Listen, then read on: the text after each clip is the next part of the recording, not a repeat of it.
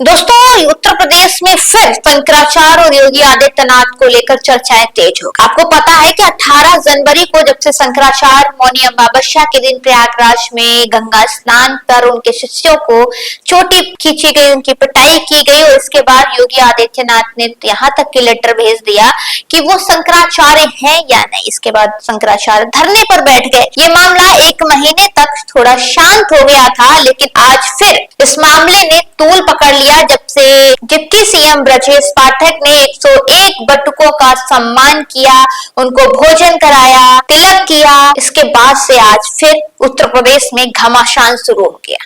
शंकराचार्य ने कहा कि 11 मार्च को सब लोग लखनऊ में इकट्ठे होंगे और अब देखेंगे कि असली सनातनी कौन है। योगी आदित्यनाथ पर उन्होंने गंभीर सवाल भी किए कि आप तो मठ में बैठे थे, आप तो मोह माया त्याग चुके थे, आप तो घर से संत बन के आए थे, फिर मुख्यमंत्री जैसा पद क्यों ले लिया? और आप मुख्यमंत्री होने के बाद आप हमसे पूछ रहे हैं कि आप शंकराचार्य है कि नहीं है। तो आप भी बताइए, आप असली संत है या नहीं है? आप या फिर सिर्फ भगवा धारण करने से कोई संत बन जाता? अगर आप असली संत हैं तो कोई संत क्या मांस खाता है? आप जिस तरीके से गौ माता के ऊपर फिल्म को टैक्स फ्री कर देते हैं, सभी डीएम को आदेश देते हैं कि गौशालाओं की स्थिति बिल्कुल ठीक हो। क्या आदेश देने से सारी गौ माताओं की स्थिति गौशाला में ठीक हो गई है?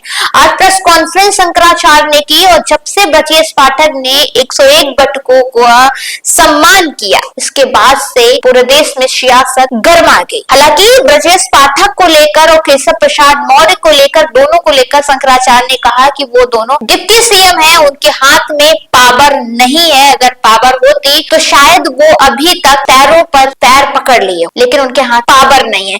तो दोस्तों, अब ये देखा जा रहा है कि अभी शंकराचार्य की जो लड़ाई है वो योगी वर्सेस शंकराचार्य हो गई है। और डिप्टी सीएम जिस तरीके से आज ब्रजेश पाठक जी ने स्वागत किया बटुकों का, तो कहीं ना कहीं जो संत समाज नाराज है, एक तरीके से उनको साधने का और मामले को थोड़ा सा नॉर्मल करने का भी प्रयास किया जा रहा है, क्योंकि चुनाव बिल्कुल नजदीक है। और ऐसे में चुनाव में नाराज अगर समाज बना रहे तो फिर सरकार पर सवाल तो उठेंगे। और ये योगी आदित्यनाथ, तो अब ये लड़ाई जो हो गई शंकराचार्य वर्सेस योगी आदित्यनाथ की सीधे तौर पर हो गई। इन दोनों में डिप्टी सीएम जो है वो मामले को साधने का प्रयास कर रहे हैं, अपना वोट बैंक बचाने का प्रयास कर रहे हैं, लेकिन शंकराचार्य ने ऐलान कर दिया है कि 11 मार्च को जितने भी लोग हैं वो संत समाज के रक्षा के लिए, आप सभी लोग धर्म की रक्षा के लिए 11 मार्च को लखनऊ में एकत्रित होइए।